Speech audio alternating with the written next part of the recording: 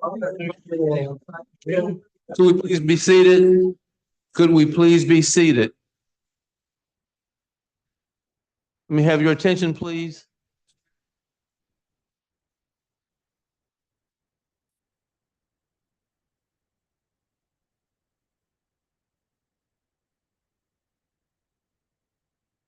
Good morning. I'd like to welcome you to the June meeting of the LCTCS Board of Supervisors. Thank you for joining us today. Let me officially call the June 11th meeting to order of the Board of Supervisors. And I'd like to ask Supervisor Salat to lead us in the pledge.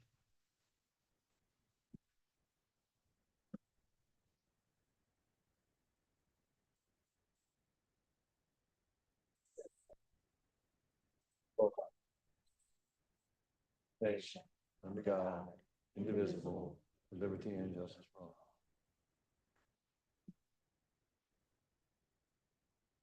Thank you.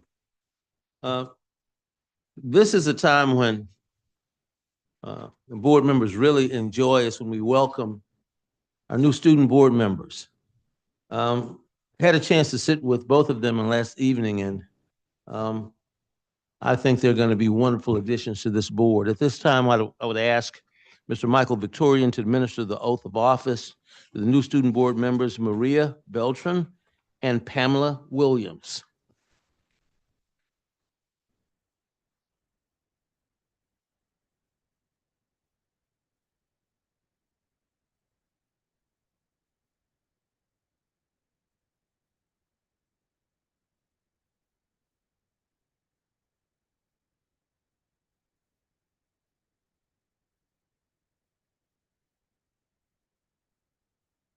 Supervisors, congratulations.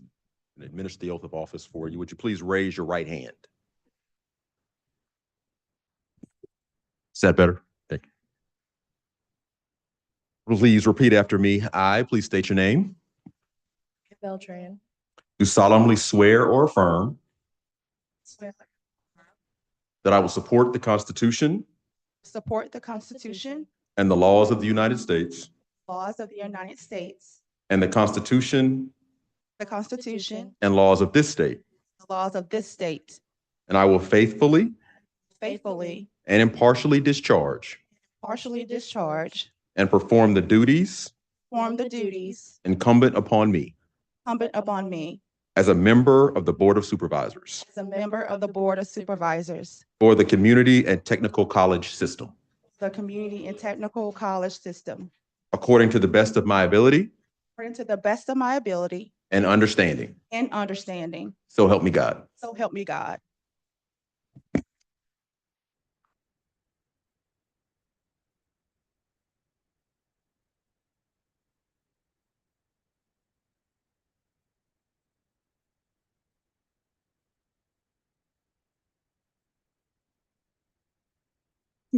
At this time, I'd like to read the bios of our new student members.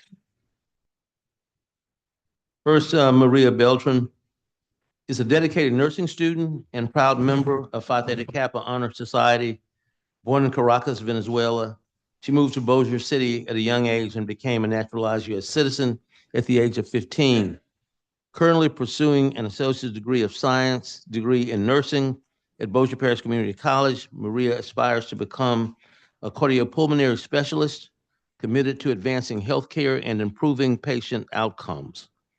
Outside of her academic pursuits, she enjoys reading, powerlifting, caring for her ball python, and exploring fashion. Maria's diverse interests and dedication reflect her passion for making a meaningful difference in her community and the healthcare field. Next. They each are going to be put on the spot shortly and have an opportunity to speak.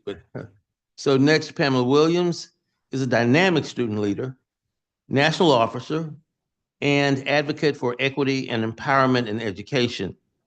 A proud resident of Bogalusa, Louisiana, she serves as the executive president of the Student Government Association at North Shore Technical Community College and holds the esteemed position of the 2024-2025 Skills USA National Officer College Post-Secondary Division President, representing more than 440,000 career and technical education members across the nation.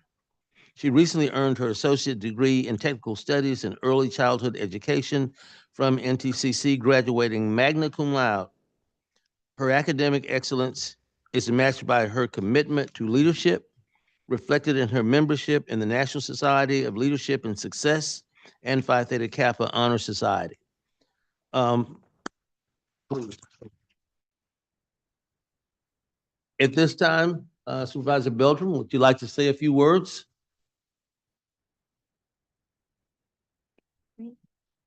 Well, I would just like to say thank you, everyone.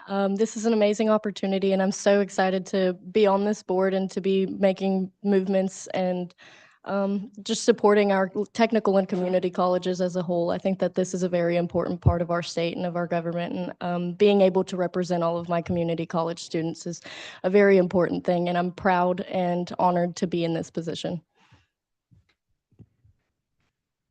And Ms. Supervisor Williams? Thank you, Mr. Chair, and to the rest of the board and to all those who are here. Thank you for this opportunity to serve the students of Louisiana. I look forward to the work that we'll do in the coming year, and I'm just super excited for this opportunity. And again, thank you so much. Thank you both. This is always so exciting because, you know, I emphasized the first evening we meet that you're full-fledged board members. You have a vote just like mine. Mine is no greater than yours on this board. But also what's so significant is they get a chance to impart some things from the student's point of view. We think we're sensitive. We think we understand what the students have to endure and their challenges and their benefits, but it's nothing like hearing it from the students themselves. So they are tremendous additions to this board, and we continue to be very excited to have them. At this time, I request that Ms. Poole conduct a roll call to establish a quorum. Yes, sir. Chair Hardy, I would be happy to do so. Chair Hardy Present. is present. Supervisor Smith is present. Supervisor Toops is absent. Supervisor Burke is present. Supervisor Butler McIntyre is present. Supervisor Hall is present. Supervisor Hogan is present. Supervisor Hollins is absent. Supervisor Johnson is present. Supervisor Lee is present. Supervisor McConduit Present. is present. Supervisor Moody is present. Supervisor Mount Present. Supervisor Price is present. Supervisor Salath Here. is present. And Supervisor Beltran Here. is present. And Supervisor Williams Present. is present. Chair Hardy, we do have a quorum. Thank you so much, Ms. Poole. At this time, I ask you if there has been any request for public comment related to one of the enumerated agenda items on today's meeting agenda. There is a reminder that public comments must be related to specific agenda items. No, sir, we do not have public comments at this time. Thank you. You're welcome. At this time, moving to approvals, I request a motion to approve the June 11th, 2025 meeting agenda. Motion by Supervisor Mount, seconded by Supervisor McConduit. It's been moved and seconded. Is there discussion? Hearing none, motion is approved. Next, I request a motion to approve the April 9th, 2025 meeting minutes.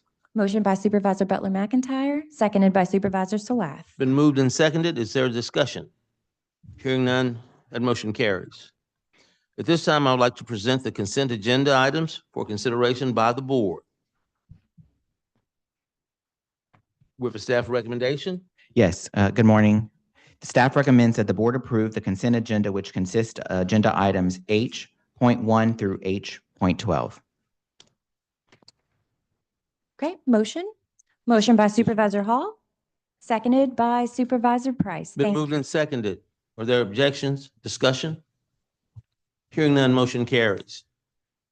Before I go further, I would like to welcome Dr. Chandler LaBeouf to my left, to your right, Vice President of Education, who's sitting in today for Dr. Sullivan. Dr. LaBeouf has been a yeoman for weeks now, and I so appreciate his service. I'll update you on Dr. Sullivan shortly.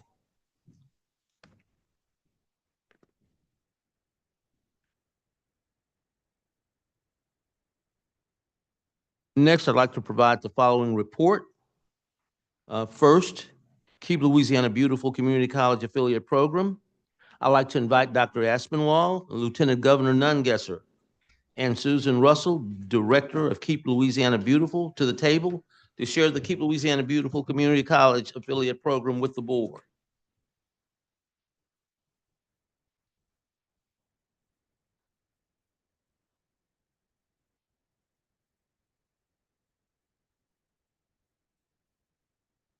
Thank you. Good morning, and Chairman Artie, thank you, and thank you to the board for allowing us to be here this morning. A little over 3 years ago, I asked the health department, the legislature, to move Keep Louisiana Beautiful from the health department under my office because I saw we had a serious problem with litter in the state.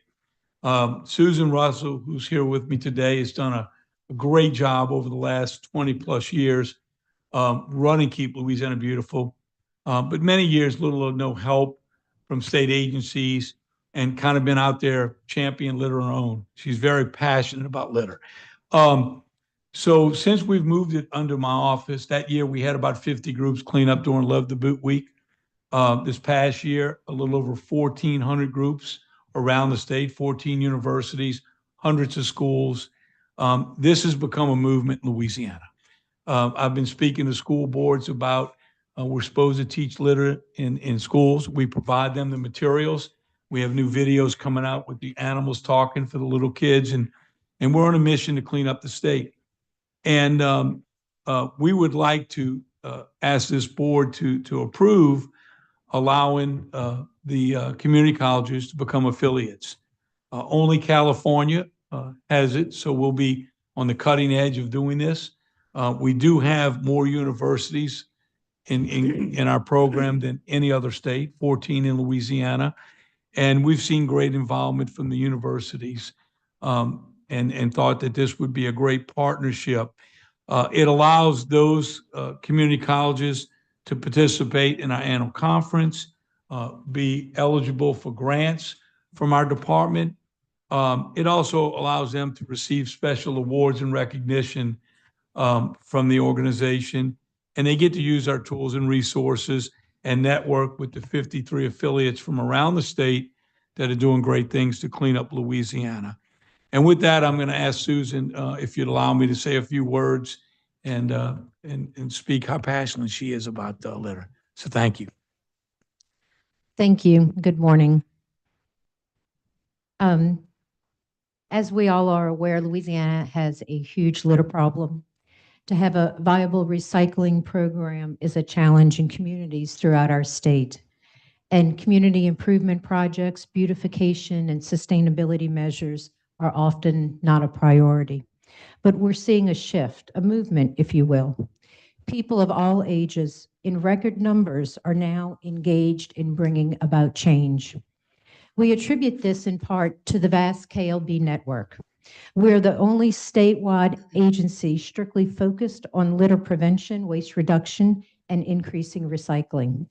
We reach communities throughout Louisiana with our affiliate network of people who are engaged in bringing about change in their communities. Currently, there are 13 university affiliates, as you will see on the screen, and 44 community affiliates.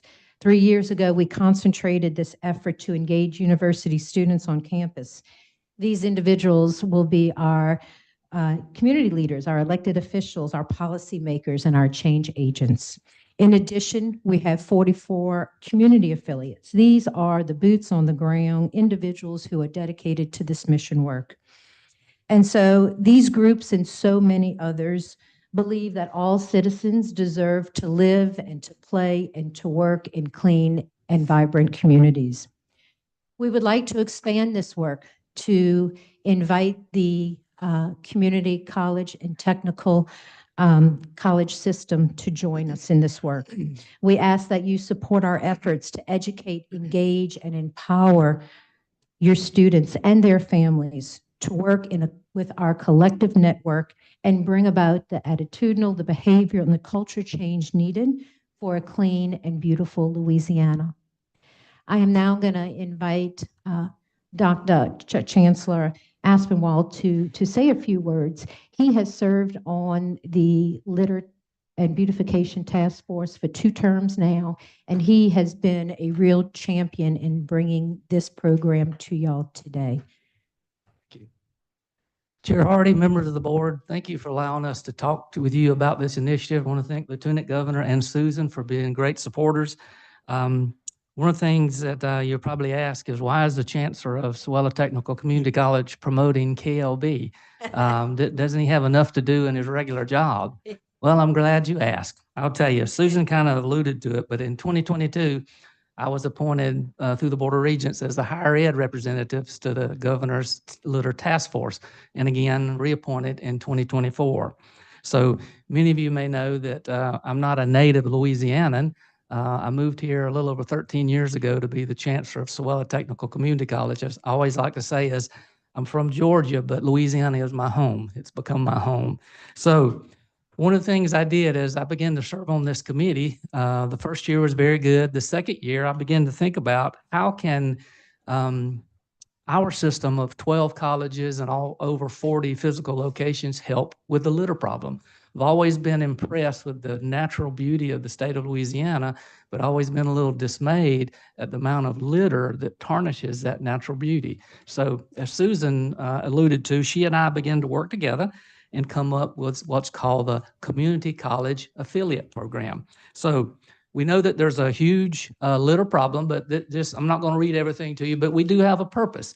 That's to engage Louisiana's community and technical colleges in advancing environmental stewardship, fostering a culture of sustainability, and inspiring behavioral change through education, collaboration, and action on campus and in surrounding communities.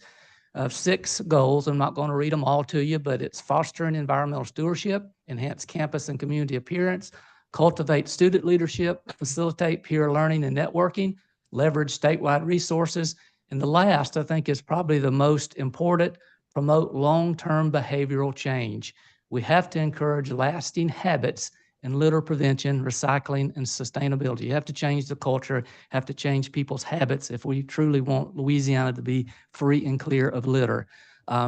There's the community affiliates and university affiliates. We've kind of overlaid the locations of all of our colleges, not the 42 locations, but the 12 campuses. We've begun to do the logos. I thank Chancellor Smith and Chancellor Stein for allowing us to model their Delgado and Baton Rouge logo along with Swella. And then lastly, let me close very quickly. If the state's litter problem is going to be solved, then the people of Louisiana are going to have to take an active role in litter prevention. The LCTCS College Affiliate Program is a way for colleges to involve our faculty, our staff, our students, and the communities we serve in fighting the litter problem. So again, I thank you. I thank Lieutenant Governor and Susan for allowing us or considering letting the LCTCS become a part of the Keep Louisiana Beautiful program. I think it's the only way we're going to help solve the litter program in Louisiana. So be happy to answer any questions. I just would like to make a comment before I give the Lieutenant Governor a chance to say more.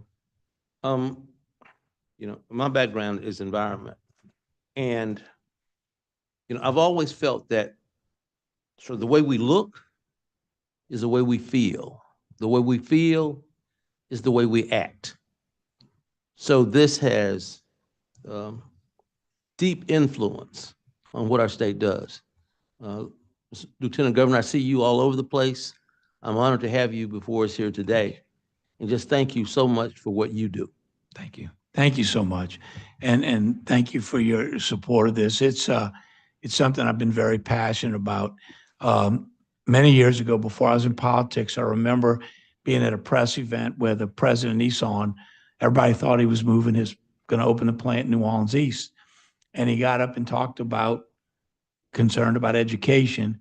But at the end of his speech, he says, you know, we decided to go to Mississippi because of the trash all over this community. I don't want my employees living if you don't care about your community. And that stuck with me. And that's why I worked to clean up Plaquemines Parish as president and been on a mission ever since, because the people of Louisiana deserve better. And only about 20% of the people actually litter. We hired a litter expert. There is a litter expert. And she told us after she did the study of the whole state to identify where the litter's coming from, what we can do. She said that the bad news is you've got a very dirty state. The good news is I've seen worse. And if you keep your foot on the gas for the next 3 to 5 years, you can do this. I've done it in Alabama. I've done it in Tennessee and Texas. So we've seen great improvement, great community engagement from the kids to seniors going out and picking up litter every week, things I've never saw before. DOTD gave out the first contract ever to clean up the interstates. All the state agencies are on board. So we've really, as Susan mentioned, turned this into a movement. Other questions or comments from board members? Good morning. Having just come off the incredible economic impact that the Super Bowl made in the city of New Orleans in particular, I can tell you just living there, the one thing that stuck was everyone saying how much the city looked so good during that time and how unfortunate it is that it took the Super Bowl to be in the city of New Orleans for it to be cleaned up to the extent it was. And, the conversation among residents was really, how do we make sure that we maintain this momentum, because the residents in the city of New Orleans deserve that, as do all the other communities across the state. So I think this is incredibly important for our kids to grow up and not just feel like it has to be a big event when we clean up our act. And so I think this is incredibly important. My question is, what does it actually look like, Chancellor, on the campuses? We have our new student supervisors joining us this morning, and I think it's important to really understand, like, what does it look like in action on the campuses? Well, I'm glad you asked that. We have been busily working up a framework for this, and I'm sure all of you realize we have what's called statewide functional committees: student affairs, academic affairs, workforce development, and each campus has a representative from their campus who serves on that committee. We're going to create a community affiliate program, and then each campus will have a point of contact. So there'll be a statewide group, and then probably to begin with, since it's coming from Sewella, my contact person will regulate the other 11 colleges. But underneath that committee on each campus, we're going to involve SGA or any other type of groups that will begin to work on these activities and help not only clean our campuses, but involve our communities in this, because we just can't do it on the campuses. But if you think our footprint throughout the state of Louisiana, we can make an impact here, and we have to make an impact. I can tell you, nothing makes me more angry. It's like coming to Baton Rouge yesterday and you get behind someone that rolls down their window and just throws trash out, or it blows out of the back of a pickup. And one of the things I learned through the litter task force, just a little trivia, one of the largest pieces of litter are cigarette butts. They're everywhere, and those things never biodegrade. They're there for life. So we've got to change the culture and the mindset of people to help us. And I think our system is a great support. And I want to mention, you mentioned the Super Bowl. We went in, and I personally went into neighborhoods in New Orleans, and we cleaned up during Super Bowl because we wanted the residents to know it wasn't just the routes to the Super Bowl.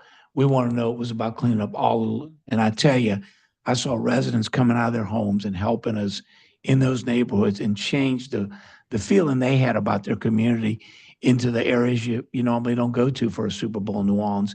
And so we wanted to make sure we spread that throughout the community and doing that statewide. I'd like to make a comment really quick.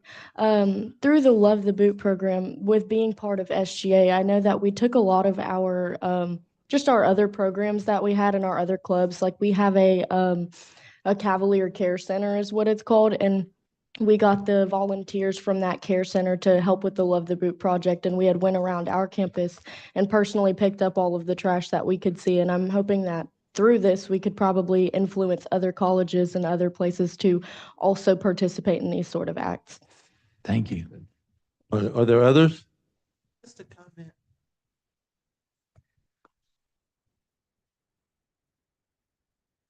I thank you, Chancellor, for one word you said, mindset. We often have these neighborhood cleanups to pick up the trash. I hope the program also includes something that helps our citizens, our students with a mindset shift, because we will continue to pick up trash if we don't teach people, students, community members don't litter. We need the campaign to teach not to litter, because if we don't do that, for the rest of our lives, we'll have Saturday trash pickup. But if we don't teach, that's the teacher in me, Yes, and ma'am. actually the kindergarten teacher in me, if we don't teach not to litter, then we'll be doing this for the rest of our lives. I'll be coming back when I come back in my second life, still picking up trash. But we have to teach not to litter and what that means. I'm with kids all the time, and I see them when they open their candy. And I said, where did the wrapper go? And they don't realize the wrapper needs to go in a receptacle, a trash can. They just think, and where did it go? So we have to teach that. I love when you said mindset. We have to shift that so that they know that it goes somewhere. And I'm going kindergarten, but it needs to go on the college campus. It needs to go in the community. And if we don't teach that somewhere, so I hope that's incorporated so that we're not just picking up trash, because we'll be doing that for the rest of our lives if we don't. Well, that's why we're going into the schools with these new videos, and there's even a video when you go take your driving test, a 4-minute video about litter. And there's questions on the driver's test about litter. So the answers are in that video. And we also, you can now check out the grabbers and vests and give you garbage bags at every library. So we encourage parents to take their kids out and get some exercise and pick up litter. Because if you pick up litter for a day, you're 80% less likely to ever litter. I think in an earlier life, my wife might have littered. Ever since I bring her out there to pick up litter, she points out everything. She's like, pull over, get that. So it does change your opinion once you go pick up and see what's out there on the roads. So thank you. And one closing remark, let me just be egocentric for a moment. You know, I think we can play a special role because we're a community college system. We're invested in our communities. And I think for that reason, this is a real opportunity for us to be participants and contributors of what you're doing. Mr. Lieutenant Governor, please know that you are always welcome. If you want to come back and update us or you have new initiatives, please just let us know.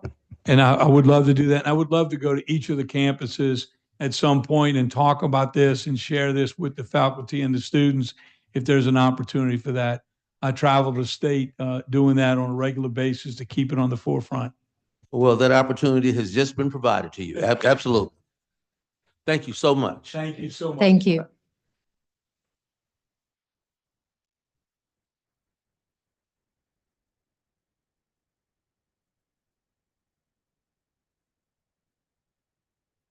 At this time, I'd like to update the audience and the board on our commencement attendance and any other board members that might have attended a commencement. There are a few things that I cherish as much as our commencement ceremonies. You know, I always say I consider myself to be fairly stoic and without emotion, but I'm telling you, I get choked up every time I attend a commencement, especially when you see some young people and some people a little bit older that could not have imagined having that mortarboard on and that regalia. The families, the cousins, the nieces, the nephews, parents, the grandparents. When we in Louisiana, we had play cousins. Everybody's there to celebrate. So it is very, very touching. I had the opportunity to give the commencement address at Central Louisiana Technical Community College. And I just want to thank Chancellor Chancellor for allowing me to give that commencement. And let me say this, everyone from folks receiving certifications to associate degrees to high school equivalency. Supervisor, Chancellor Sawtelle, it just touched me. I mean, it's hitting me now. And as you know, I dispensed with my prepared comments and made you all a little nervous. But I just had to say some things that I felt from my heart. And so if you have not attended, if you ever have a chance to attend our commencements, please do, because I go to commencements for folks with multiple alphabets behind their names at big schools and stuff. But to see lives change right before your very face just always touches me. And then we understand why we do the work we do here. And we understand why you do what you do, because you're talking about a village. This is faculty, staff, leadership, communities, community leaders. We all make this happen. So I just want to, again, thank you so much, Chancellor, for allowing me to be the commencement speaker. Supervisor Moody, you have any comments on your experience? Yeah, I do actually. I was also able to go to SOLA CC's commencement. I know Dr. June's not here, so if he's watching, hope you're feeling better, doing well, but was able to give the commencement speech at SOLA CC. And I mean, you said it well. I mean, just seeing the emotion of every student, the age range is wide, and just how proud they were. The families in the crowds blowing the air horns. I mean, I was talking 10, 15 family members per student coming across that stage. It was awesome to see. One of them, you know, I loved it. This one hit me like you were talking about. She was coming across that stage and she was wearing a bow and it said mother of 5, right? So, I mean, she had to get it to get through, you know, that, you know, she's raising a family, supporting a family. So it's we're doing special work here. You guys, everything you do makes a big difference in that and changing that person's life. So it was an honor to be there, and I'm, you know, proud of the work that this board and you guys are doing. Thank you. And I, speaking of next item for discussion, Senate Bill 72, I owe Chancellor Smith an apology because I was at the legislature before a committee testifying at the same time that his graduation. I was supposed to give remarks on behalf of the board. And I was caught up in committee testifying. And when I finished, I got a car to rush me over to the River Center, take me through the back. I didn't even know they had doors in that back way, and I kind of disrupted your graduation, but thank you for allowing me to come on stage and give some brief remarks. And again, I could have just, you know, said, oh, okay, I'm going to be late and I don't want to be disruptive. But if it's a time I don't mind being disruptive, it's for events like that. So thank you so much for being gracious and allowing me to come on stage. And speaking of Senate Bill 72, where I was testifying, it went through in flying colors. That's the bill that allowed us to, because some of our bonds were maturing, and so we had capacity so we can continue to do some things on our college campuses. Really, really exciting stuff. And the biggest problem we probably had with Senate Bill 72 is trying to control the number of co-authors. Everybody wanted to join in and be a part of that. It was very, very successful. I think it said a lot about how the legislature feels about what we do, especially in their communities. Dr. LaBeouf, you'd like to say a few more words about Senate Bill 72? Sure, appreciate it. One, I just want to again thank Senator Reese for his support in carrying this bill. For the bill specifically, it has passed, as mentioned. It's now Act 35. We had previous acts, Act 360 and 391, which provided the authority of the issuance of bonds to modernize our workforce training spaces, expand capacity in our facilities. So thank Senator Reese on that. I thank Chair Hardy for his support and work in that space, our chancellors and their support as well. So ultimately, we continue to advocate for our facilities, and this is a great win for the system and our colleges and our community. And I'll just make a few other brief remarks about legislative session as requested. Ultimately, session ends tomorrow at 6 p.m. Thursday. We continue to make sure that our priorities are out front and in front of our legislators and around our needs. Specifically, a few things to highlight this session. We were tracking about 80 bills. There was a few notable ones around dual enrollment and credentialing that we are part of task force, the dual enrollment membership task force. There's a high school credential and workforce task force and the Workforce Investment Council that we're working through, the work-based learning and economic development opportunities, the facilities and deferred maintenance opportunities, is the supports job order contracting for deferred maintenance, which was a public signing yesterday that Chair Hardy attended on our behalf. The continued education and policy governance, specifically around the mental health and safety of our students. And then ultimately, the work that we continue to advocate for TOPS and MJ Foster bills for funding, and continue to make sure that we laid the groundwork this session for future budget and funding cycles. Thank you, Dr. LaBeouf. This time I'd like to provide an update on Dr. Sullivan. As many of you know, Dr. Sullivan has recently undergone some medical procedures. He is out on leave, but I've got to say, even having been out on leave, we're in pretty steady communication. As you know, Dr. Sullivan, he can't just let it go. So we have been in communication. He is recovering. We wish him a very speedy recovery. So what I ask is that you keep him in your thoughts and prayers. We look forward to having him back, but as I said, he can't quite take his hands off the wheel, even while he's home recovering. At this time, I'd like to invite Dr. LaBeouf, Mr. Marine, and Mr. Como to the table.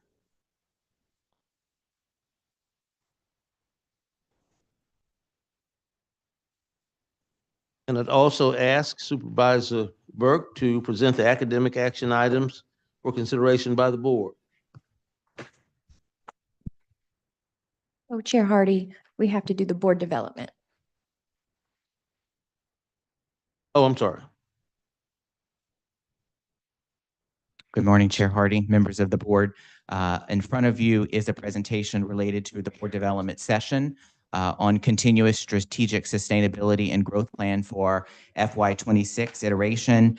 Ultimately, as mentioned, myself, two colleagues, Joe and Toby, we're here to present on behalf of the strategic sustainability plan, which we presented in December, of where we stood and stand in terms of the end of 24, going into 25, and ultimately talk about 8 initiatives in which we're looking at that take us continuous into the future. Quick reminder here for the overview, the reason of developing this plan, there was a goal to review the fiscal operations. The focus continues to be on our students, our community needs, and make sure that our programs and our work is aligned to the workforce needs. And then making sure the outcomes are showing that our system is making significant progress around financial stability and our student outcomes related to student success. So those recommendations from the original strategic plan continue to be strategies for the sustainability for our system, our colleges, and our communities, the operational realignment, investment in our people and the technology, and then the financial monitoring and fiscal health of our colleges. Those key achievements to date, just as a reminder, we increased graduates from 12,500 in 2012 to over 35,000 in 25. So this year, we have not ended the academic year yet, but I'm here to say that we have over 35 graduates and completers for this system. And so that momentum continues, and something for us to celebrate the improved financial health across our colleges and our colleges with their fiscal health and their reserved funds that they've built up, the investment of over $1 million in our people through professional development and technology, and the enhanced self-generated revenue from $132 million in 2012 to $156 million in 2024. So as we look here specifically, I'll go through the 8 initiatives, then open it up to colleagues and questions. The continuous work that we're focused on is, 1, the common process within our banner system, so our student information system and our system that really supports the back office of our operations, the operational cost efficiency, so continuing to look at ways that we can operate with efficiencies, the program sharing, we continue to do that work. Some of that work was on the consent agenda, specifically highlighting the shared curriculum around practical nursing, the healthcare education delivery. So making sure that we're able to continue to grow the healthcare needs and meet those needs for our system and for our business and industry partners, but making sure that the partnerships and delivery with LDH and others are up to speed. The accreditation strategy and sustainability, as you know, we are at the final stretch of our 12th institution to receive final accreditation. And so making sure that we're able to support those, but also sustain those expenses. The long-term facility strategy, SB 72, absolutely was a part of that work, making sure that we're able to support that. At the same time, the continued and ongoing deferred maintenance support from the legislature, the maximized self-generated revenue opportunities listed at 7, and then establishing the cross-agency relationships and exploring common functions. So ultimately, this is our partnership that we continue to expand with LED, Department of Education, Louisiana Workforce Commission, Board of Regents, et cetera, and making sure that those cross-agency collaborations and relationships are there, not just from a data sharing standpoint, but ultimately, we talked historically about opportunities to bring the workforce development boards onto our campuses and making sure that as students seek services to enroll, that there's also those services available and they're not having to drive around their communities to seek those additional benefits and support. So I will talk a little bit about next steps and open it up. Mentioned the expanding of the program sharing. That is ongoing and happening currently. The operational efficiencies, as we approved last board meeting, the contract with Deloitte, that the work continues. Act 35, which is what we mentioned, Senate Bill 72. We're working on understanding our enrollment today and practices that are used as we merged non-credit data from Xenograde to Banner a few years ago. Now it's time to evaluate, making sure that those processes and best practices are in place. And then the finance team built in a financial dashboard that was presented to the board at a previous meeting. So continuing to make sure that dashboard is there with the tools for our colleges, and the enrollment component is added to it as well. So I will open it up for any questions and colleagues here with comments. Sure. Thank you, Chandler. So I'm Joe Marine, the Vice President of Operations in charge of finances predominantly, but I'd like to leave the board with the knowledge that some of this stuff, if not many of it, has been going for many years. What you see before you is a codification of that plan. It's not like all of a sudden we woke up one day and we're starting to do all these things. We've been doing them for years. I'd like to leave the board also with some information that's kind of interesting. As an example, last month I was invited to attend the Board of Regents meeting along with the other 3 system CFOs to talk about finances in higher education. And if you don't know, there's a lot of interest in the financial health of our 4-year colleagues out there, with a lot of money being invested to help them up, prop them up, I'll say it like that. We are not one of them because we don't need it. We've been monitoring our college's finances for years. Our finances are very healthy. I will say on the financial dashboards that we are developing along with our chancellors, that has been a very healthy discussion.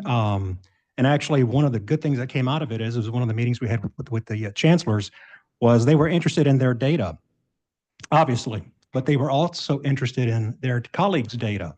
And as a group of team leaders all agreed that, you know what, we're going to have this dashboard, but not only will I be able to look at my college, I'll be able to look at your college, and you can look at my college. And this way we can share information among ourselves in terms of best practices, what's working for you, what's not working for you, where are you having challenges. And so it's really been a collaborative endeavor to build trust, relationships among our chancellors, and sharing the information that even though we've shared things with the CFOs, we don't necessarily bring it up to the chancellor level. And in doing so, this will help provide collaboration among the group of them to help them with their management of their colleges. Good morning. Just a couple of comments. Toby Como, Vice President of Administration. So specifically in relation to the facility piece, I just kind of want to point out a couple of things. So clearly Act 35, huge deal for the system. And I think as we lean into that work, I think as we go forward, we really understand the opportunities that that's going to provide us ongoing into the future. But that's just a part of it. It's been interesting in the facility work to see other systems look into our system as an example of how to be creative, how to kind of push the idea of what we do within the confines through our relationships with the division and FP&C, with how we leverage private contractors, our facility corporation. So that has been, I think, something that's important to talk about as part of this plan. It builds upon those things, but I think it also recognizes the success of what's happened in the past, kind of to Joe's point. I mean, being newer to this work on the team, you know, I'm sort of looking current and looking to the future, right? But really acknowledging. So I think it's important to remember that. And we've had a lot of success that a lot of people have had a role in. So I think that this work now builds upon that in a way, I think that honors that work, but allows us to be creative and innovative moving forward. The other piece I would just kind of talk about, to Chandler's point about the cross-agency relationships. And, he and I both had the opportunity to work as part of the task force for the LOAS task force, which has led into some of the work that's happening with the one-door legislation moving through the legislature right now. And then, in my former life, I was focused on social service work at DCFS. But I think these relationships that we're continuing to develop are important, especially within this framework that's being established. And LCTCS has been a part of that from the beginning. It's been interesting to sit on both sides of it and see it come into fruition. But in that space, and thinking about the comments around commencement too, the impact that this system has on people's lives is really paramount. So whether it's facilities or accreditation or these financial items we're looking at, I always try to remember that, and I always try to bring that forward. I had a conversation with a colleague, former colleague, and from the DCFS world, and their comments to me were about the opportunity that they see that this system has to serve as a scalable resource for prevention for issues that get people into the DCFS world. So preventing families from going down that road. And so I think that's something that I personally like to bring into these things. And you'll hear me continually kind of talk about that. I don't think I can ever stop talking about that.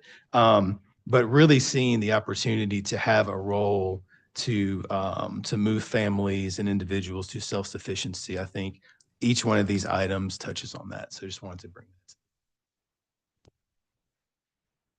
Are there questions or comments from board members? Can you go back to the, you said that the self-generated revenue has increased? Where was that slide, Chandler? It's further back. My next investment is in IT infrastructure. Well, here you go. There we go. Yeah. If we can go back one more. Go forward one. And my question is, what's the driver for that?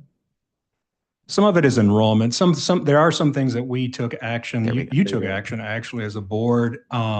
It's amazing how quickly 10 years passes. But you think about, we held the line with tuition pretty much after the end of Grad Act.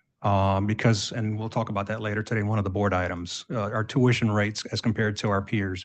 We've held the line. So how has it grown if we've held the line? We've done some things creatively in-house when reacting to, for example, COVID. We had this thing where we had a flat fee for, a convenience fee for online delivery. And when COVID hit, we actually did away with that fee because we were now in the new world of electronic delivery. We had so many students that were taking online, and we recognized at that point that we had to adjust our practices. However, with that said, after a few years after COVID, we recognized that we had roughly, in some cases, as much as 65% of our students taking online classes, purely online. It was almost like a University of Phoenix type of situation. We had moved to that extreme, whereas in the past, we may have had only 5% of our students, if that, taking online courses. And we said, wait a minute, we want to recognize that there is a mass need for online delivery. We are accommodating a pandemic nationally and so forth. And so it's proper that we need to accommodate for that. But then on the other hand, we need to stand back and say, wait a minute, we're basically bleeding out here because we have so many students taking online. And after we've gotten past the hump, so to speak, with COVID, we came back and said, we're going to have to change that business model, and we're going to have to charge our regular tuition. We're not going to do a fee. We're not going to do the special convenience fee because it's now the new norm, online delivery, but we're going to charge tuition. And as a result, there have been some increases. Our enrollments have gone up in the last few years as well, which has driven that number up. Yeah, that's been my I guess anecdotal feedback, even just before this meeting, visiting one of the chancellors about enrollment increases. And again, I do recall that we've kind of held the line on tuition. We haven't been increasing tuition for some time now. So you know, a significant part, it's got to be just more customers. Well, Which is- which is and also good. on the Which is non-credit good. side, you know, when we think about our colleges, myself included, I have the tendency to think of credit, right? That's the experience we had going to college, credit, credit, credit. But in the last 5 years or more, there has been a change in terms of the enrollment and more people taking non-credit type of enrollment, customized training that has a different price point because you're trying to cover costs. You are providing a service. It's in a compressed time period. In some cases, in many cases, these are high cost programs because of the demand with them. So you have to cover your costs. So all of that kind of feeds into these numbers. What's the current ratio, Joe Otovia, for self-generated versus state support? Well, it's roughly half and half. In some 50, cases, 50, in some cases, roughly? it could be 45% state, 55% self-generated. Keep in mind that maybe 10, 12 years ago, it was almost like an 80-20 split, 80% state, 20% And the tuition. point of me asking both those questions is, I mean, that's where we ought to grow. That's where I wouldn't anticipate significant additional state support. So the way to grow you from a financial standpoint is self-generated revenue and, quite frankly, serving more customers. Right. That's how you're going to grow. Thank you. Are there others? Gentlemen, thank you very much.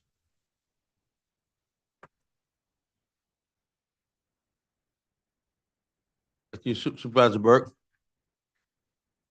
At this time, I am going to ask Chandler LaBeouf to come up and give us the accreditation update. Yes, good morning. Again, just give a quick update related to accreditation. Specifically, I want to highlight North Louisiana Technical Community College. With that, currently, they are patiently awaiting, and their expectation is that they should hear that they have been admitted for a candidacy with their institution and complete any remainder steps with SAC-COC. SAC-COC is meeting currently at a board meeting, so tomorrow the institution will know its update. I know Chancellor Spillers has presented numerous times throughout the last 2 years and specifically around this item. So the work that the team has put in ultimately is at its final step for approval. So I just want to thank her, the board, for their support, her team, specifically our academic and workforce team here at the board office, and everyone that it took to get them to this point. So we're excited but patiently awaiting. And as we know more, we will update the board. Thank you, sir. No action required at this time. Please continue, Chandler, with a program health index update, please. Yeah, so brought forward is a program health index update. Ultimately, with this information, it has an opportunity for our system and colleges collectively to review things around each program that is listed. There's over 100 programs listed, but ultimately, we look at things around enrollment, the numbers of graduates, the retention, the net revenue, the industry partnerships, and employment opportunities, and we make a decision should the institution continue with that program or pause the program depending on those factors. And so, again, this is just brought forth for you as a review, and there's a list provided. Up next, I move to suspend the rules allowing for academic item K3 to be considered for an action instead of review and advisement. Are there any objections? Hearing no objections, academic item K3 will be considered for action. At this time, I would like to ask Erin Landry to come up and give us the revisions to LCTCS policy number 1.103, work ready U assessment. Thank you. Chair Hardy, members of the board, Dr. LaBeouf, thank you for having me. I'm Erin Landry. I'm the Executive Director of Adult Education for LCTCS. This policy update is around the assessments and measurable skill gain framework that we have that comes from federal regulation in WIOA. There have been federal updates to how adult education can measure measurable skill gains. The vast majority of students that come to us are pre-tested, post-tested, and we're measuring if they're moving multiple grade levels in reading, writing, math. This allows for flexibility around students who are enrolled in post-secondary education and training programs, and perhaps an intensive math test is not the right first step. We can tailor things more flexibly to the programming that we're running to get folks into post-secondary education and training. Staff recommends that the board approve the attached revisions to LCTCS policy 1.103 work ready you assessment. Hearing the recommendation, do I hear a motion? Motion by Supervisor Butler McIntyre, seconded by Supervisor Johnson. Thank you. Any opposition? Any questions? The motion carries. Thank you. Thank you. Next, I'd like to review, let's see, the revisions to LCTCS policy number 9.001, power-based violence and sexual misconduct. I will handle that for us. The policy 9.001 specifically here is for review and advisement due to the changing circumstances, specifically ongoing with all the federal and state mandates. We have made those updates specifically to the policy. In addition to the Stop Campus Hazing Act, the policy revises to update the title of the Clery Act, and ultimately we are wanting to make sure we're in compliance. So review and advisement, and this policy makes those updates. If no other questions, I will read the recommendation. Staff recommends that the board accept for review and advisement proposed revisions for LCTCS policy 9.001, power-based violence, sexual misconduct. Hearing the recommendation, do I hear a motion? There's no action required. Oh, I'm sorry, okay. Next, campus safety and, well, that was it. All right, I'm sorry. I'm one behind. Hang on, gang. All right, let's see. Next would be LCTCS policy. You right? Are we right? Number 5, okay. Campus safety and hazing? Yep, I will take that policy. That is LCTCS policy 2.003 related to campus safety and hazing. Specifically Congress passed in December 2024 the Stop Campus Hazing Act. This particular act amends the name of the Jean Cleary Disclosure of Campus Security Policy and Campus Crime Statistics Act to become the Jean Cleary Campus Safety Act. This was brought already for review, that we're making these revisions for final approval, and I'll open it up for any questions. If none, I'll read the recommendation. Staff recommends that the board approve revisions to LCTCS policy 2.003, campus safety and hazing. Recommendation being heard, do I hear any motions? Motion by Supervisor Hogan, seconded by Supervisor McConduit. Any opposition? Any questions? The motion carries. Number 6, student conduct and appeal procedures, policy 2.004. Chandler? Yes, so policy 2.004, this is related to revisions for student conduct and appeal. The revisions include the approved lifetime ban sanction, language specifically around firearms on campus. As we know, safety is our top priority for our faculty, staff, and students. And with the rise nationwide, we want to make sure that we have the policy in place to continue to make sure that if there's any issue, we can take student conduct and appeals process appropriately. So I will open them for any question. This has already been brought for review and advisement. We're seeking board approval. If not, staff recommends that the board approve revisions to LCTCS policy 2.004, student conduct and appeal procedures. Hearing a recommendation, do I hear a motion? Motion by Supervisor Mount, seconded by Supervisor Lee. Any opposition? Any questions? The motion carries. Number 7, new LCTCS policy number 2.0, tuition and fees. Mr. Joe Moran. Yes, sir. Good morning.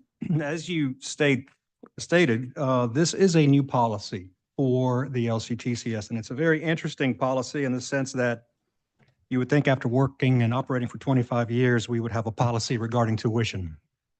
But I would say that none of the other systems have it either. So we're probably the first. And this came about as a result of Act 790 that was passed 2 years ago by Representative Hughes on tuition.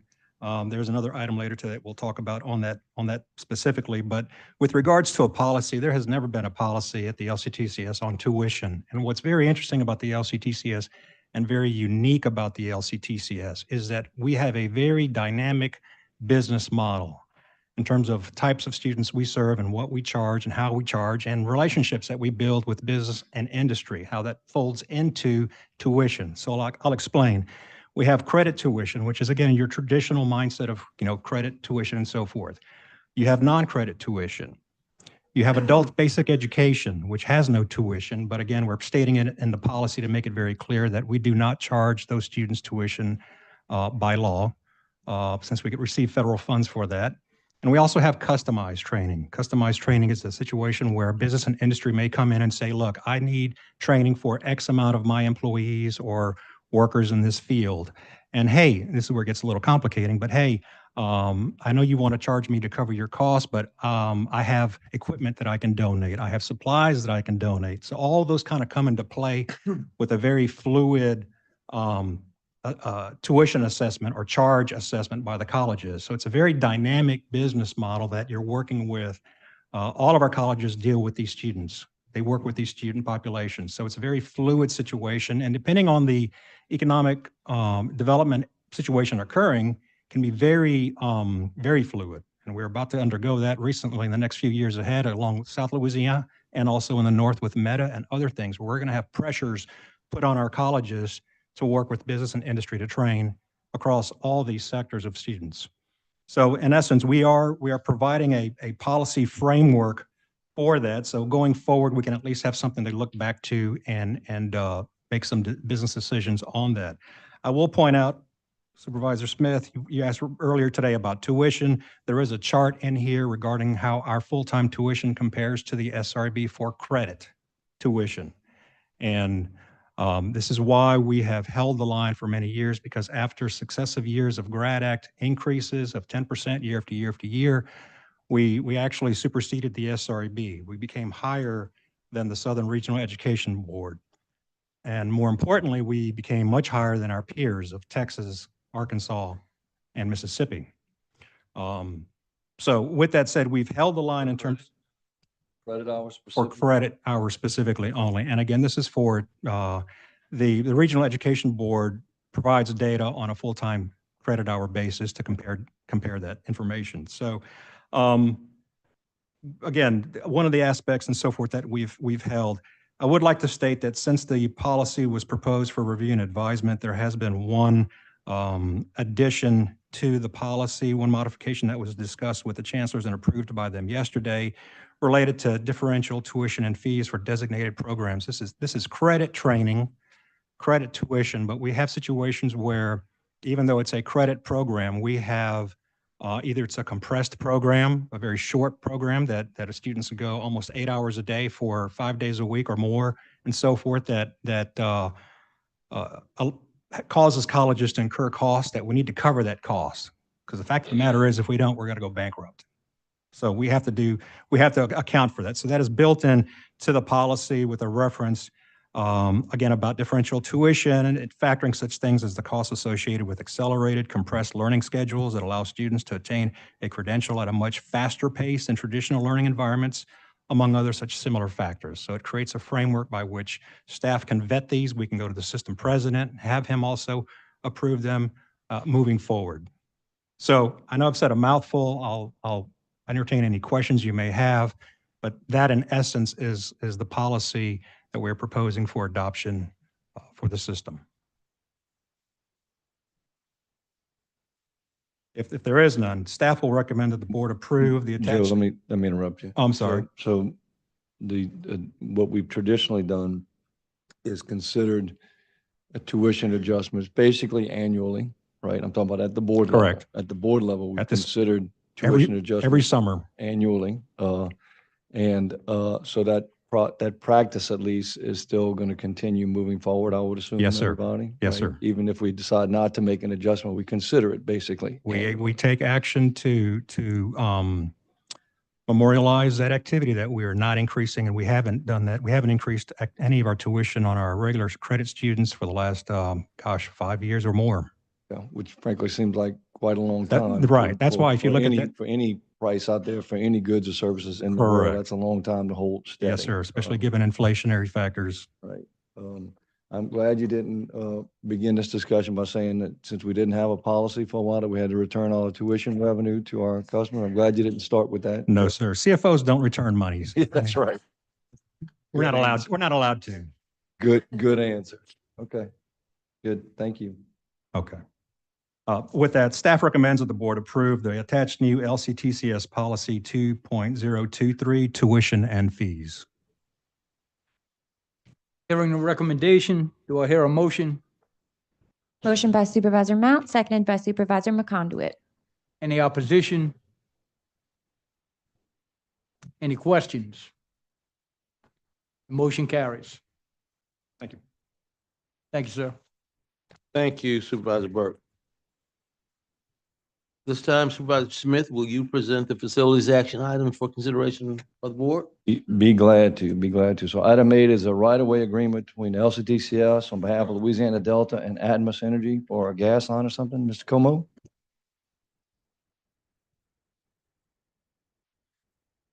Yes, that's correct. So this is an item for Delta Community College that is, they're currently having their gas lines replaced at the West Monroe campus due to the age of the lines and recurring leaks. Once the lines are replaced, the college will be transferring ownership and maintenance of the lines to Atmos Energy. So this will allow that right-of-way access to the company. They are paying the initial fee to do the replacement, but there will be no cost to the college for any future upgrades to the equipment. Good. Staff recommends that the board authorize the president to execute a right-of-way agreement between Atmos Energy and the LCTCS on behalf of Louisiana Delta Community College for gas service and the continued maintenance of the distribution equipment to be installed to service the West Monroe campus in the area depicted in the attached illustration. The legal description and technical drawing illustrating the area to be transferred will be maintained in the office of the Vice President of Administration. Very good. We've heard the recommendation. Do we hear a motion in a second? Motion by Supervisor Hall, seconded by Supervisor Hogan. All right, we've got a motion in a second. Does anybody have any questions for Mr. Como on this item? Hearing none, are there any objections to this motion? All right, the motion carries. We'll move on to number 9, which is a property donation for Central Louisiana Technical Community College. Sir, Central Louisiana Technical Community College, along with business and industry partners in Central Louisiana, are proposing to establish a new campus in Gina. And this is a project that has actually in our Act 35 legislation that was just passed. The land for the property is located just outside of the Gina city limits in the Gina Industrial Park on State Highway 8. The LaSalle Economic Development District is proposing to donate 10 acres to the college now and potentially donate additional acreage in the future should that growth of the college be needed. The new campus will allow for an expansion of program areas, number of students served, and ultimately provide a positive impact on educational resources in that community. We've done a lot of work with the development district over the last few months to get this ready to go. So looking forward to moving forward on this donation. Good. You gonna read the recommendation for us? Staff recommends that the board accept a donation of property from the LaSalle Economic Development District through Central Louisiana Technical Community College Foundation for the benefit of Central Louisiana Technical Community College and authorize the president and the chancellor of the college to complete all requirements and execute all documents necessary for the transfer of the property described above. If for any reason the property does not meet the needs of CLTCC Gina campus, the chancellor, system president, and board chair, upon agreement, are authorized to revert the property back to the donating entity. Conveyance documents for the transfer of this property must be filed with the local clerk of court and the state land office. Very good. We've heard the recommendation. Do we have a motion and a second? Motion by Supervisor Lee, seconded by Supervisor Butler McIntyre. Okay, we've got a motion and a second. Do we have any questions for Mr. Como on this one? Did we? Yep. And, I think this is great, this particular item, but I take this with the earlier discussion about the real increase in online education. And just as we are growing in facilities to serve additional students, I would just caution us to be mindful about the addition of, campuses that require additional maintenance and lots of other work, if the real trend is going to be more of a shift to online education. So I appreciate that there is a revisionary clause in here should the campus no longer be needed for the stated purpose, but I just think that we need to say that out loud for the record, just to keep that in mind as we continue to grow campuses. Very good. Other comments or questions on this item? Okay, we've had a motion and a second, correct? Do we have any objections to the motion? Hearing none, that motion carries. Okay, we're going to move on to item 10, which is a transfer of funds from Delgado Community College Act 360 completed projects to the new culinary workforce project. Yes. so- Hallelujah, Yeah. right? Where's the chancellor at? There we go. Hallelujah. We're getting there. So this is an item that will allow a transfer of funds from completed Act 360 projects at Delgado Community College to move to the new culinary workforce project, which is the last remaining project for Act 360. The provision for this transfer is provided for in HB 1 or Act 4 of the regular legislative session that allows remaining funds to be transferred among projects within the same institution. The total amount of the transfer is $763,319.97. And it's from four completed projects at Delgado. The LCTCS Facilities Corporation Board approved the transfer last week. We're bringing the item here to this board as party to the projects. Before the transfer can be complete, we are required to notify the Joint Committee on Legislative Budget, which we will do upon approval of the board.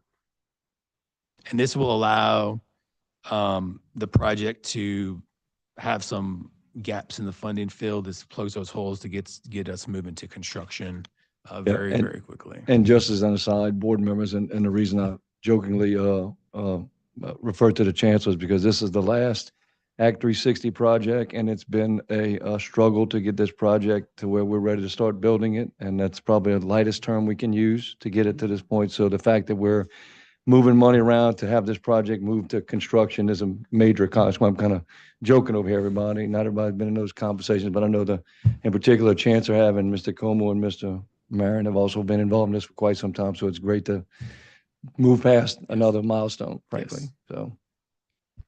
So did you read the recommendation, Tony? I'm gonna read it right Yep. now. Staff recommends that the board authorize the transfer of $763,319.97 in Act 360 funds from completed projects at Delgado Community College to the new City Park Campus Culinary Workforce Project as authorized by language in the appropriations bill for the current fiscal year. The Joint Legislative Committee on the Budget must be informed of the transfer of funds between projects prior to the final reallocation. So we've heard the recommendation, and before we ask for a motion, again, just for the board's understanding, within those two large programs, we had multiple projects on several campuses. The legislation allows us to take savings from other projects on the same campus and move it to another project. And we've done this on several campuses. I think we did it at Sewella. This is probably the second time we've had a chance to do it at Delgado, move money left over from other projects to the current project to fund it. So there's some flexibility here, and it's a good thing. So with that, we've heard the recommendation. Do I have a motion and a second? Motion by Supervisor Butler McIntyre, seconded by Supervisor McConduit. Right, motion and a second. Any questions from the board on this item? Any objections? Hearing none, that motion carries. And that completes my section of the agenda, Mr. Chairman. Thank you so much, Supervisor Smith. Supervisor Lee, are you willing to present the finance action items for consideration by the board? Happy to do so, Chair. Thank you. Item number 11 Addresses revisions to LCTCS policy 5.028 regarding identity theft prevention program. Henry? Yes, ma'am. This item was brought to the board, I believe, for review and advisement at the last meeting. All policies go through that process for review and advisement and then subsequently for action. So it's being brought to you today for action. It's a policy that's been around since 2009. And actually the student affairs folks going through policies to revise them noticed that this one again was dated 2009.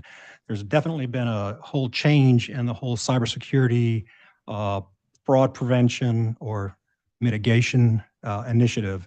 So with that said, the policy was revised to reflect, again, that it is a fraud mitigation policy. It puts in line steps that we are currently taking currently in Banner, and also excluding some things that we, quite frankly, weren't doing in policy that were just old school type stuff that nobody does currently. So again, the policy is being brought for your action. Staff recommends that the board approve revisions to the LCTCS policy 5.028 identity theft prevention program. Hearing staff's recommendation, I'll entertain a motion to accept that. Motion by Supervisor Mount, seconded by Supervisor Johnson. Any discussion or questions or objections? Hearing none, the motion carries. Item number 12 is amendment to the professional services contract between the LCTCS Board of Supervisors and Phelps Dunbar LLP. Yes, and I'll ask my esteemed colleague, Ms. Renita, please to come to the table with me to help me with this item. But as you may recall, the board, back in last July or so, we had a change in legal services that required us to, because of time and necessity, required us to enter into a short-term contract at that point in time for, I believe, a month for $10,000. 2 months. 2 months, okay. Time flies when you're having fun. And so traditionally, our legal contracts have always coincided with our fiscal years. And so what we are doing today is asking basically currently to amend the contract right now, because we are butting up against that amount, first off, to raise it to where we need to. And action is needed by the board for any legal services contracts, regardless of the amount. Even though contracts under $150,000 do not require board action, legal services contracts, again, regardless of the amount, require board action. So this is under 150, but again, since it involves a legal contract, we're bringing it to you for action to raise the amount by $25,000 so that we can close out the contract at the end of June. I believe the amount total will go from 75 to 110,000. From 75,000 to 100,000. 100,000. Okay. Yes. Okay. I'll entertain any questions that the board may have. If not, staff recommends that the board approve an amendment to the existing legal services contract agreement with Phelps Dunbar LLP to increase the contract amount by $25,000. Staff further recommends that the expiration date of the existing contract be amended to coincide with the fiscal year. If approved, the total contract value will be increased to $100,000 for the period beginning October 1, 2024 and ending June 30th, 2025. This amendment is contingent upon the approval of the Office of the Attorney General, the Office of the General Counsel, and Office of State Procurement. Adhering staff's recommendation, I would request a motion to accept that. Motion by Supervisor Hogan, seconded by Supervisor Mount. The discussion, questions? But just the fiscal note on the recommendation says 110 grand. So what did? I'll explain the math. Okay, so originally. That would be helpful for me right now, Renita, I can tell you. Okay. Okay, so the original contract that we had was a short-term contract for July 1st, 2024 through September 30th, 2024. That short-term contract came at the recommendation of the Attorney General's office. They were backlogged and asked that we enter into a short-term contract while they could evaluate a longer-term one-year contract. So a $10,000 initial short-term contract, then the $75,000 one-year contract, the longer-term contract, plus the $25,000 amendment that we're proposing. And when you add it, that's $110,000. I knew the math people would want to know that explanation. All right, any other questions or objections? All right, hearing none, motion carries. Item number 13 Similarly, is professional services contract between LCTCS Board of Supervisors and Phelps Dunbar LLP.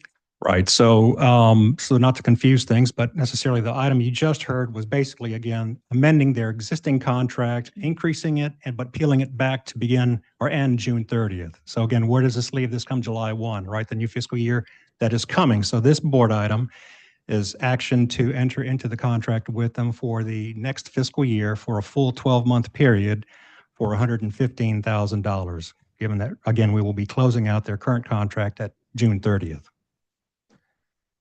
Consequently, staff recommends that the board approve a legal services contract, Phelps Dunbar LLP, beginning July 1, 2025 to June 30th, 2026, for a total of $115,000, with the option to renew the contract for an additional one-year term. This contract is subject to the approval of the Office of the Attorney General, the Office of General Counsel, and the Office of State Procurement. All right, I would request a motion to accept staff's recommendation. Motion by Supervisor Mount, seconded by Supervisor Moody. Thank you. Discussion or objections? Hearing none, motion carries. Item number 14, the professional services contract between LCTCS Board of Supervisors and Aleutian Company LLC. Yes, ma'am. This is an improved add-on to Aleutian that we are bringing before you for action. It actually could be a purchase order, but it's actually considered a contract, which is over the $150,000 threshold, which requires board action. Prior to this product, which we've been using now, kind of, I don't want to say free, but as a gift from Aleutian, this is the portal by which when you log into Banner, it has more of a Windows experience, and it's for all students, all employees, all faculty and staff. So it's basically, again, gives them a more user-friendly Windows-based experience going into Banner, whereas before it was kind of a, I don't want to say a DOS-based, that would be doing it injustice, but a very clunky, ugly-looking type situation, whereas this one is more, again, up-to-date, user-friendly, and so forth. And it's, again, a contract for $155,000 for the Aleutian Experience launch portal, basically. Staff recommends that the board authorize the system president to execute a contract between the LCTCS Board of Supervisors and the Aleutian Company LLC for Aleutian Experience Premium, effective July 1, 2025 through June 30th, 2026. This time, I'll entertain a motion to accept staff's recommendation. Motion by Supervisor Beltran and seconded by Supervisor Price. Have questions or objections to that? Hearing none, motion carries. Item number 15 is the professional services contract between the LCTCS Board of Supervisors and Instructure, Inc. Yes, ma'am. This is a contract with Instructure, which is more commonly known as Canvas. This is the portal that primarily benefits students, although it does benefit faculty. It allows more of a user-friendly experience between students and their instructors in terms of when they enroll, they can actually, they can see their calendars, they can load their calendars to their personal calendars. They know when their homeworks are due, when their tests are due. They can see when grades are posted. They can communicate between themselves and the instructor. They can also create student group chats and so forth. So it's a very intuitive user experience for the students. And we've been using it for roughly 10 years now, very successfully. I will say with a smirk on my face that the UL system is just moving in this direction just now. So we are really literally ahead of the game and have been for some time among other areas where we excel. With that said, the contract is coming to an end and requires us to continue that relationship with them, which we wholeheartedly want to do because we've had such a good experience with Canvas, with this product. With that said, staff recommends the board authorize the system president to execute a contract between LCTCS and Instructure Incorporated effective July 1, 2025 through June 30th, 2028, with the option to extend the contract for 2 years. This contract is subject to the approval of the Office of State Procurement. I request a motion to accept staff's recommendation. Motion by Supervisor Salat, seconded by Supervisor Hogan. Are there any questions or objections?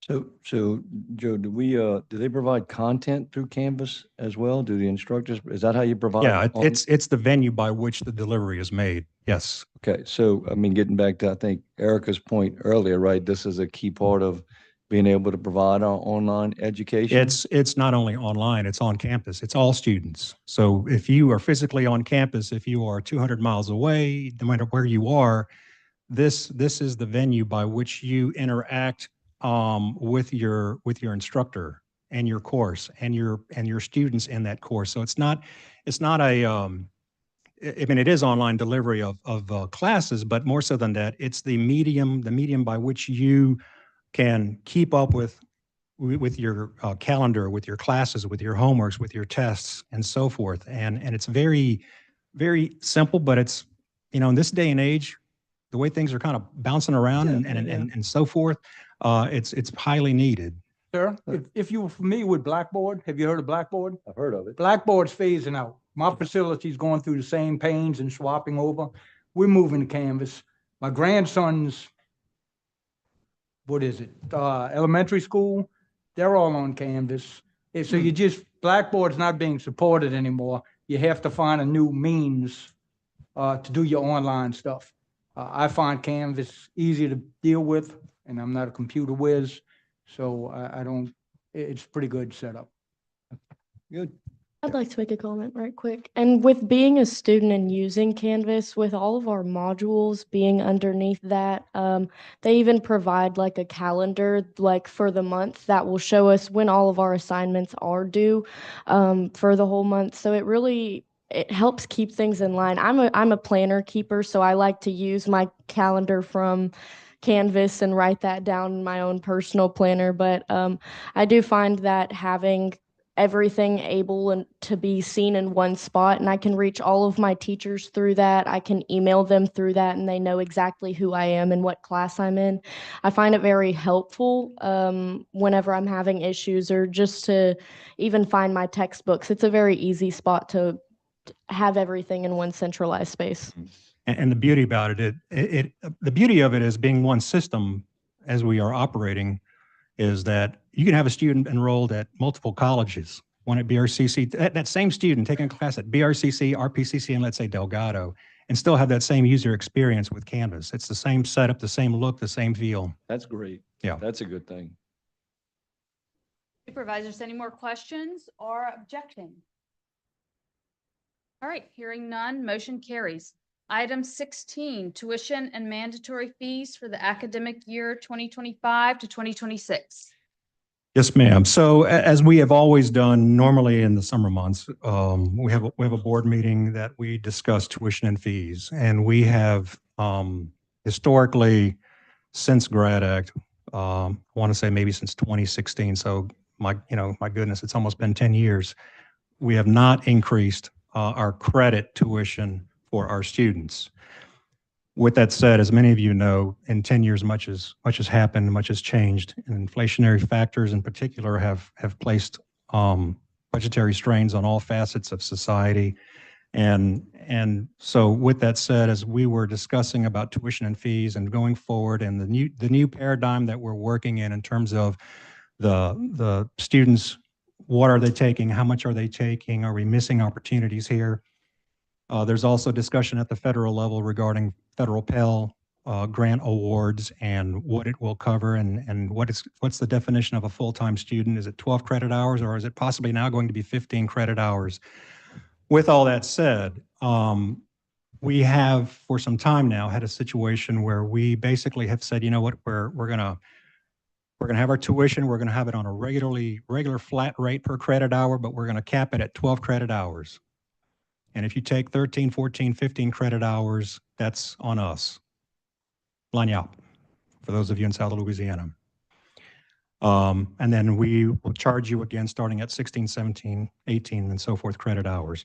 Well, things are kind of changing, and students are in some cases taking additional hours, and there is this potential in the future that Pell will be now covering that charge. That caused us to kind of sit back and say, look, we've had this in place for some time. Do we need to adjust? And what makes sense what can be easily understood, and what can help us also in terms of planning while we also anticipate this federal change in federal Pell financial aid. Right now, the way the tuition is and our fee structure is that we have this flat structure that goes to 12 credit hours. It caps, we freeze things for 13, 14, 15 credit hours. And then at 16 credit hours and above, we don't have a tuition rate. We have a excess credit hour fee that we passed years ago. And one of the things that can be very frustrating to a student is trying to understand their tuition and fee bill. There's actually legislation that has been proposed for all of higher ed to make it simpler, right? Because we all just want to know, we want that Amazon experience. We want to know what's the cost, right? So with all those factors involved, chancellors, we had a discussion about uncapping our tuition. About removing, we keep the rate as it is. There's a little nuance in here, but we'll keep the rate as it is, but we'll uncap it so that if you take 13 credit hours, 14 credit hours, 15 credit hours, you will be charged our regular tuition rate, our regular hourly tuition rate that we normally charge for 1 through 12 credit hours, and so forth. And they actually are proposing that we would effective this new academic year and going forward, that we would have this new tuition structure in place where we basically are uncapping the cap that we've had, again, for 13, 14, 15 credit hours, and allow us to just get rid of this excess student credit hour fee. And for simplicity's sake, let's just keep our regularly hourly tuition rate on out. With that said, we've had some cases where students, again, are taking very accelerated credit programs. I'll mention Nunez in particular, where going through this exercise, we were looking at enrollments and so forth, and they have some students taking 21 credit hours. Well, how is that, right? Because normally you would think it's only 18 you would want to take that before you really would be maxed out. And the simple answer is that it was an accelerated program. It's a program where their students are coming in for a short period of time, but they're also there all day. And so again, missed opportunities. So as we talk about things, we're wanting to simplify it. We're wanting to just build out the schedule on a credit hour basis on out, and basically making it so that it's, again, straightforward, simple. It does generate some additional dollars. It'll be roughly $5 million that it'll generate for the entire system. We really don't have that many students taking those type of heavy loads necessarily. But again, it's missed opportunities in terms of where we could possibly gain some additional revenues without necessarily increasing the base tuition on our students. All we're doing is, from a business perspective, is taking that, again, flat dollar per credit hour rate and rolling it out through the entire length of credit hours. There is one little nuance I would like to bring to your attention, just for all clarity's sake, is years ago, BRCC, when we did Grad Act, was not allowed to increase the full amount of Grad Act because they had, I think, an audit finding which precluded them from doing that. So we've had this tuition rate for all our colleges, one rate for our colleges, and BRCC, which is just slightly off. As part of this action, what we're wanting to do is recommend is not only do we go to the flat hourly rate, but to realign BRCC along with the rest of all of the LCTCS to keep just that one tuition rate. It's roughly $4 a credit hour difference change, but again, it would put them in line with everybody else in the LCTCS. Having said all that, I'm open for questions or comments. Questions? Go ahead. Well, I'd like to piggyback on the comment she made about the students and utilization. I guess my question is, how often do we perform space utilization? Every year. Every year? Every year. Okay. And I know we're bringing on a lot of properties. Yes, sir. Quite understood and very, it's a solid, good question. It's one of those interesting things. I'm getting out of my area now in facilities, but having had the experience, it's an interesting discussion about access. And while we do provide a lot of online delivery, a lot of that does not just happen uniformly across the state. In poor rural areas where broadband is an issue, the only access they have is a facility in many cases. And in some cases, I mean, people just like to go to class. They don't do very well with online delivery. So having an access point is important, but it is understood. Yes, sir. We do have to monitor and watch how these we are using these facilities and right size. So my questions on this item are really around the impact, right? So that delta between the 13, 14, 15, we're always keeping an eye on the pace of matriculation through a curriculum, to a credential, to an associate's, you name it. How will this, have we surveyed the students, thought about the impact for students who are saying, you know what, maybe I am trying to play the game and I'm going to take 15 and knowing that I only have to pay for 12, but that way I can get that additional class in, which helps me accelerate the pace at which I will complete my program. Right. And so I'm just a little cautious of that. I understood. That's one reason why I graduated undergrad in 3 years, because my parents were paying for it, and I took 18 hours a semester because we were paying for 12 back in the day. So yes, that is a valid concern and a valid point. What we know is that many of our students are not full-time students because, again, they're not your traditional student. They don't attend necessarily year round. They, as I say before, every semester is a fall semester for us. We have churn occurring every semester. So it's a small population, but I do understand that, will it affect? We have not surveyed students, so, and it varies by college, and it varies by the situation. And what I mean by that is I would go back to the Nunez example I made, where students are taking these huge number of hours, but it's primarily because of the way the program is designed, and so forth. So in that instance, we could structurally manage it perhaps in the design of the program, but I guess still, what is the exact number of students who are taking on average that 13 to 15? it's roughly, and again, I haven't looked at the math recently, but eyeballing it from earlier in the week, it's roughly about maybe 10% at most. Really, many of our students are taking really 12 or less. The norm is really like 9 to 10. Okay. Quite frankly. I would like to say I am one of those students that does take around 13 to 15 hours, and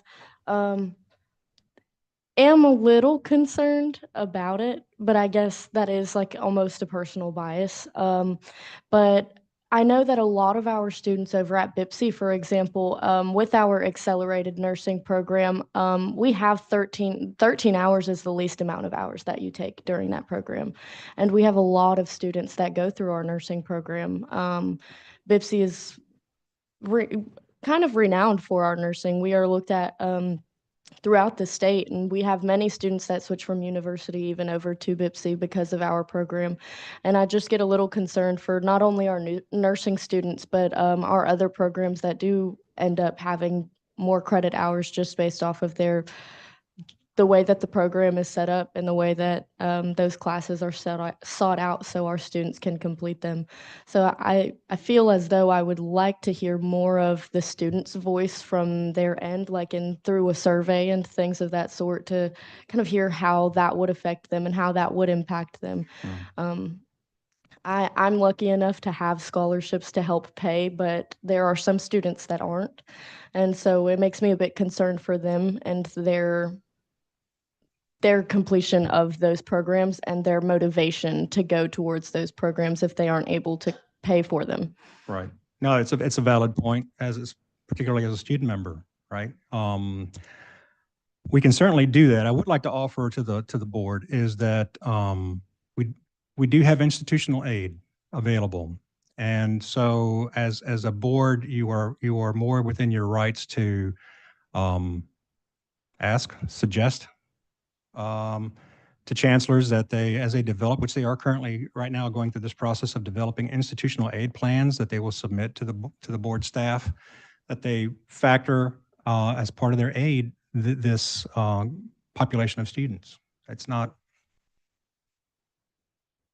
correct me or enlighten me. Mm.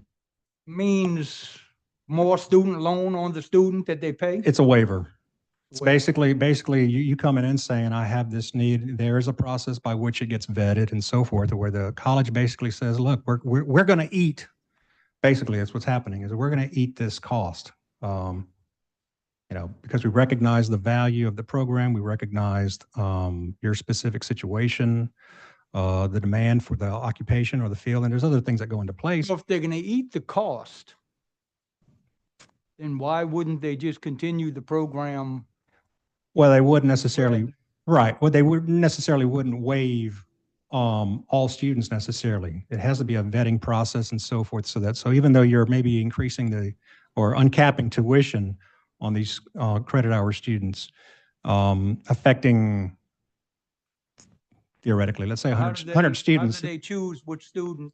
Well, And forgive me if I'm bringing this up and maybe I'm not supposed to be at the right time, but help me understand, how do you pick a student that you're gonna give it to and not give it to? Right. So like anything with any kind of institutional aid or financial aid, there's a financial aid office that you go through and they vet all that in a process, pretty much following any financial aid that they give students. So it's not like, you're walking in, you're seeing Joe Bob and Bob is deciding, hey, I like your hair color and, you're getting a waiver. There's a process by which they have to go through to get it.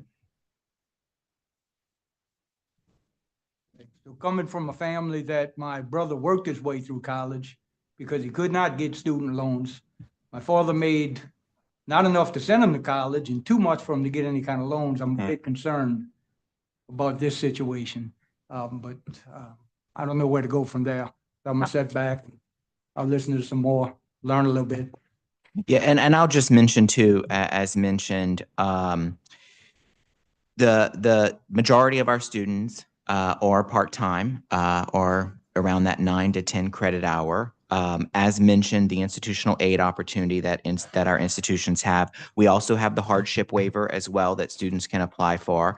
And so there are resources in which our colleges are prepared to help those students if this does get uncapped and ultimately removed. And so if there's an effect to those that are taking the 13 to 15 credit hours, then we have those resources that we can consider in place. And I did want to mention that. And the other thing to keep in mind is we have not raised tuition for this system in many, many years. And so I want to make sure we highlight that while we're looking to raise this particular 13 to 15 credit hour cap as a strategic business decision, we haven't raised tuition across the board in years. And so this wouldn't also do that. In about 10 years. And as a note also on the institutional aid piece, by board policy, which you have passed years ago, and the institutional aid, it's based on 10% of what you collect from the prior year. So it's available now, so to speak. But my point is that if this were to pass and it did generate some additional dollars, I said $5 million as a system. By board policy, all colleges would have to set aside 10% of that and throw it into their institutional aid pot, increase it by that amount as an award amount for their students. I appreciate the discussion, and I know I'm always putting stuff on the table. But I recognize that we've done a lot to make sure to manage costs for students. Can I ask just another question? In our previous discussion on tuition, you said that we were outpacing the Southern Regional by how much? So keep in mind that what I'm about to say is based on a student taking 12 credit hours. That's the basis for the data being thrown out. But according to the SRAB, we are a couple of $100 above them for a full-time student. I want to say like maybe $300 to $400 roughly at a 12 credit hour basis. Okay. I guess, so let me just unpack a bit here. Number one, I think that, I definitely think that BRCC should be in line with the other colleges. If there is no other legal basis for them to be differentiated, then I think that absolutely that should happen. I hearing that it's 10%, I want to encourage our chancellors to strongly figure out ways that if a student is coming forward with an identified need, that is taken into consideration, because I think at the end of the day, while we have put a lot of emphasis on, supporting students and managing costs, I know that pace and acceleration and matriculation is another key factor that I don't want to be lost in the process. Right. So I just, if the chancellors find that this, and I'm looking at our chancellors in the room, and they feel like this is, the direction, the appropriate direction, and that they feel comfortable making sure to make those supports available to students to make sure it does not negatively impact their matriculation, then I could be supportive. But I just want us, and I appreciate the discussion and you guys indulging me with the time that I've given to this topic. And I just want to add to, for everyone, 90% of our students receive Pell, and the federal has increased the Pell. Ultimately, that goes to the students. So Pell will help cover this increase to be considered. And I think as we consider 13, 14, and 15 uncapping, there's a lot of the discussion at the federal level around Pell in general that's going on. And I think this alignment will get us aligned in that space. So if I can just make sure I understand it kind of at a kindergarten level, right? It's these students, 10% of them, right? They will start getting charged. It's going to generate $5 million, which will then put aside $500,000. Correct. That we can use to supplement those students that could come forward. On top of that, there's federal funds, it sounds like. Yes. So they could potentially have no impact on those 10% of students when you pull from a much larger pot of money we've created, as well as the federal, correct? Correct. I mean, will it have an impact on some? Yes. Is there a concern? Yes. But with that said, there's resources. There are resources, and there are federal policy decisions coming down the pipeline that we just need to anticipate in light of that. Because otherwise it's a lost opportunity. Makes sense. Thank you. And back to, I think, a point made, we have not increased tuition in 10 years. It has been 10 years, and we're not increasing tuition. I want to make that clear, except in the case where we're kind of realigning BRCC. What we're doing is uncapping that 13, 14, 15 credit hour rate to the same rate that all our other hourly rates are below that. I have a question concerning, I guess since we're talking about tuition and cost and students, you spoke earlier, I think, about customized. Can you walk me? Forgive me. No, everybody else. it's a good. Help me. How does that work? Well, customized training is not credit training, Okay. right? It's a different animal altogether, non-credit workforce training, but it's basically on-demand training negotiated with business and industry. When they come in, they said, I need X, and it's maybe something completely different that the college hasn't never offered before. So they have to customize training modules to fit that need. And the business says, I need X amount of people trained. I need them trained within this time frame. I need them trained in these modules. And it's basically a contract negotiation between the college and industry to get training provided.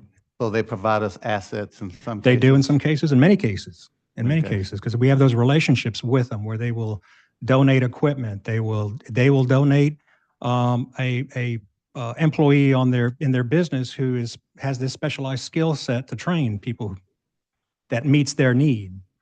And so it varies. It's very unique. It varies. It's situational specific by college, by business and industry, by the situation that they're dealing with. And Mr. Murray, would you care to share the staff's recommendation on this item? Yes, staff recommends that the board approve the removal of the tuition and mandatory attendance fee cap for students enrolled in 13 to 15 credit hours, and for all LCTCS colleges to assess a standard hourly tuition rate where applicable, associated mandatory attendance fees, regardless of the mode of instructional delivery. Are there any additional questions, discussions on? I'll entertain a motion to accept staff's recommendation. Motion by Supervisor Mount, seconded by Supervisor Johnson. Any objections? All right, motion carries. Moving on to the last item on the finance matters, item number 17, the first day access contracts between LCTCS College and BibliU. Yes, I'll take this item. This item is in reference to the board back in March 2017, where the board approved the strategic sustainability plan and growth plan. And as we spent some time this morning reviewing that, one of those initiatives in the original plan was 1A, which focused on reducing the total cost of attendance for our students. Ultimately, what this does is part of that strategic framework in phase 2. The first day access offers a model of strategic financial and academic benefits to our colleges and, more importantly, to our students. This allows us to negotiate pricing for the student costs when it comes to textbooks access. It allows them to have inclusive access around bundling tuition and cost with the books, resources needed for the classroom and outside the classroom. It guarantees first day access, so day one access, meaning academic readiness for our students to receive their materials digitally before or on the first day. Again, helps with the access piece. We know that as we had an institution, Nunez, that piloted this, and I do think Chancellor Tenney shared some of this work already, but ultimately the retention and progression for our students was positive. We saw fewer withdrawals and the simplified adoption process. So we put together a competitive request for proposals. We had one member of each of our institutions as part of that work. We had 4 vendors apply, and ultimately through that process and framework that is set by DOA and our team, we ultimately, the scoring and the results resulted in BibliU being the selected vendor for First Day Access Initiative. And more importantly, I just want to say thank you to Missy LaCour, Michelle Nardini, Joe Marine, and Renita Williams for helping, and all 12 of the members of our institutions for their work in trying to make sure that we can provide First Day access and these resources for our students, which is important. Share the recommendation? Yes, recommendation, staff recommends that the board authorize the LCTCS system president and the LCTCS chancellors to execute contracts between all 12 LCTCS colleges and BibliU beginning July 1st, 2025, with all contracts to be implemented by June 2026. Hearing staff's recommendation, I'll entertain a motion. Motion by Supervisor Hall, seconded by Supervisor Hogan. All right, are there any questions, discussion, or objections? All right, motion carries. Joe, Chandler, Renita, thank you so much for the information. Chair Hardy, that'll conclude my report. Thank you so much. Supervisor Mount, are you prepared to present the governance action items for consideration by the board? I am. Item 18, LCTCS Board of Officers and Board Standing and External Committee Appointments. The Governance Committee, pursuant to its authority under the board bylaws, recommends the reappointment of the current 24 and 2025 officers and standing committees for the 2025-2026 term as detailed in the attached document. Standing and external committee appointments of the LCDC Board of Supervisors. Because this motion comes directly from the Governance Committee, there is no need for a second. With that said, those all in favor of approving the recommendations, please say yes, and those opposed say no. All in favor? Yes. Any opposed? All right, motion carries.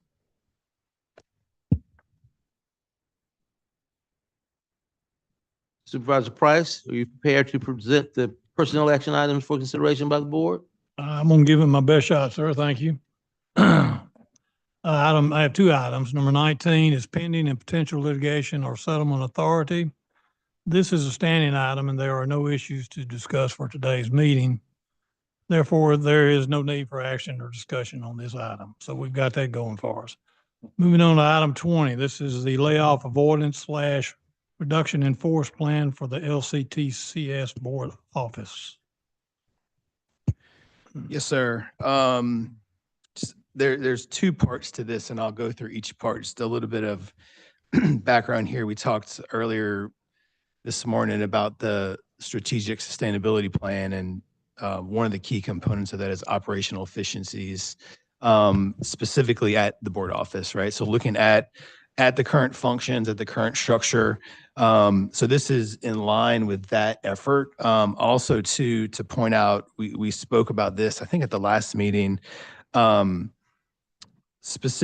specific statutory requirement for the system to basically review the levels of work, the levels of staff, that's specific to our system. It's different than the other higher ed institutions. So thinking about that context is kind of where I think this is coming from.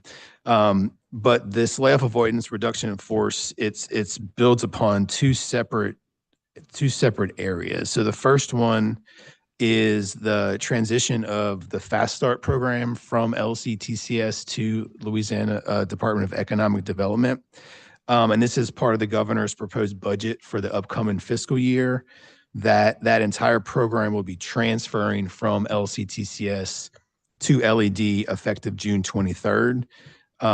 We've been working with them since the early spring on that transfer, meeting with the employees, working with administration to make that as smooth as possible. We're less than 2 weeks out from that, and to this point, it's been I would say a pretty successful transition. Due to that transfer, the board will plan to eliminate 59 positions that will be vacated by that team. So what LED did was create an entire new set of unclassified positions at LED. The employees are transferring from LCTCS positions into LED positions. So these are not 59 people being eliminated, it's 59 positions that are vacant being eliminated. We have no business need for those positions, and so that's the reason for that elimination. The second part of the plan is the elimination of the Manufacturing Extension Partnership of Louisiana, also referred to as MEPOL. And that's currently funded via federal funds for a total of a little over $1.5 million a year. And this is due to changes at the federal level. And it's anticipated that these funds will not be extended past the current timeframe for funding, which is the federal fiscal year, October 1 to September 30th. And so to prepare for this change and then to better align the efforts of the board office towards the initiatives we talked about earlier, we're proposing to conduct a reduction in force for the program as follows. They have a total of 7 employees in 7 positions. 5 of those staff positions would be eliminated effective August the 3rd. The 1 director of operations would be eliminated effective September the 1st. And then 1 executive director position would be eliminated October the 1st. So that sort of staggered time frame allows for programmatic closeout, working on compliance with federal compliance activities. Ultimately, all 7 of those positions would be eliminated. So we spent time we've met with each employee. Each employee has been given notice of the pending reduction and working with them as they transition, looking for opportunities to transition into other roles, potentially at some of our colleges, potentially at LED, potentially elsewhere within state government, or some opportunities in the private sector. I will point out the August 3rd date specifically too, as you know, we're currently under a hiring freeze through executive order of the governor that is set to expire June the 30th. Don't know if it'll be extended or not, but as of right now, it's set to expire. So that does give an extra month time to kind of account for that, ability of agencies who may not have exemptions to hire. In terms of broader layoff avoidance activities, and so in order to avoid broader implications, so we ran through the exercise of looking at other options. including other types of layoff avoidance measures, withholding merit increases, furlough without pay, required use of annual leave, and potential retirement incentives. After that review and exercise, it was determined that the reduction could be limited specifically to the MEPO group, particularly because of how it's funded. So as a result of that, it's only those 7 positions impacted for reduction at this point. There are some fiscal impacts. The transition of Fast Start to LED will result in a deficit of approximately $250,000 due to some indirect cost funding that was collected from that program. That's going to be replaced through general funds. We've accounted for that. The MEPO federal funding, like I said, the 1.5, a little over 1.5 million will cease in October 25. We have a current state match, so it's a 50-50 match that we do. So we put up 1.5 state funds. That will provide for some opportunities to redirect some of those funds. There will be a loss of $50,000 from, again, through some indirect cost funding, as well as a loss of $65,000 that partially funds other positions at the board office not in the MEPO program that will provide administrative support or grant-related activities. Those funds as well will be replaced with general funds, so we anticipate no additional impacts from that. The other thing I would say too is that these reductions are in line with the plan that we talked about earlier, in line with the statute and the statutory requirements. And as we look and have ongoing review of positions at the board office, specifically administrative staff levels, those plans will be brought forward sort of in the same manner. So as we go forward. So we haven't done one of these in a while. So I think to point that out, that any future efficiencies would likely be accomplished in the same manner that we're talking about right now. Happy to answer any questions if you have them. These considerations, are we prepared to make sure we got all our blind spots covered? So in terms of the specific reduction? With the reduction, and the jobs and responsibility. Yes, sir. So we've talked about this.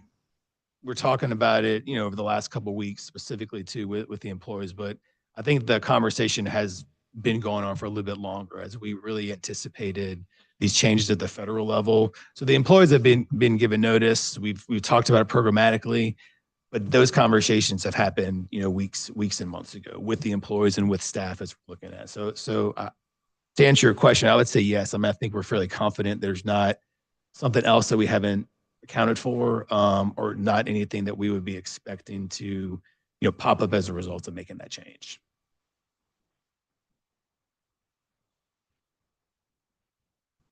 You think that you want to go ahead with the recommendation?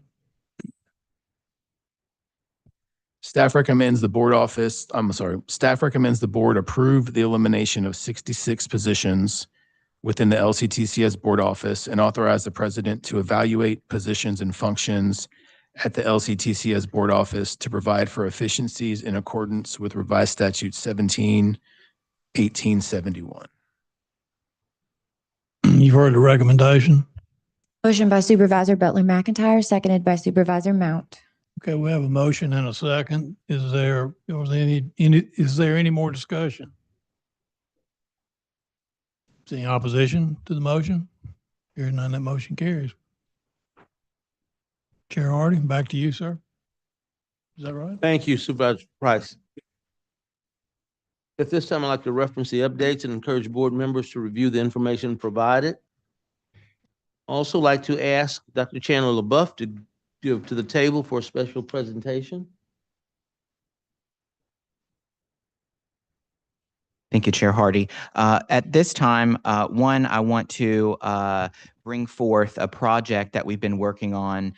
Ultimately, as we continue as a system, we wanted to capture the collection of our history of especially 25 years. And as we celebrated that back in 23 and 24, ultimately, we spent time in our public affairs office, especially under the leadership of Clay, who's here with us.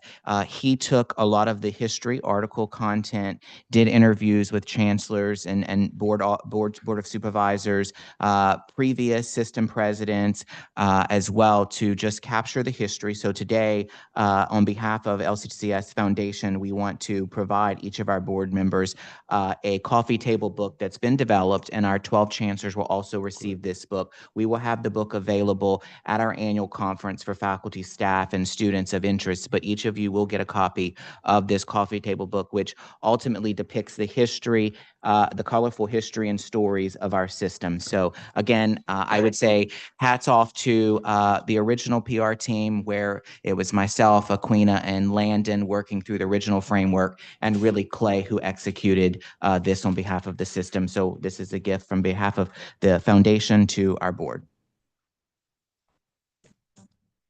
Thank you.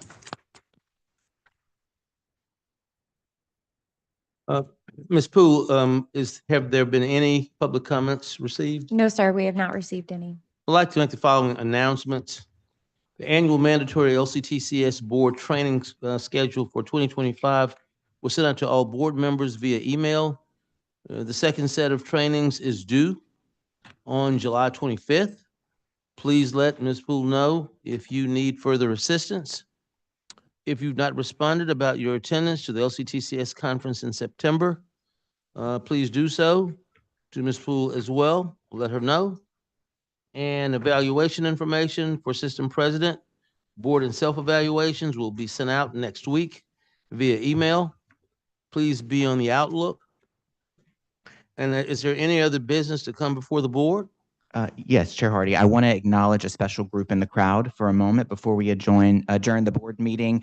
With us today, and on behalf of Supervisor Smith, we have the Fletcher's leadership team going through the Fletcher's leadership program. So those of you who stand to be acknowledged, Fletcher, they call it FALA. So it's the Falcon Academy Leadership Program, where these individuals of staff members are learning the opportunity to grow in their own leadership space. And this is led by Chancellor Strickland.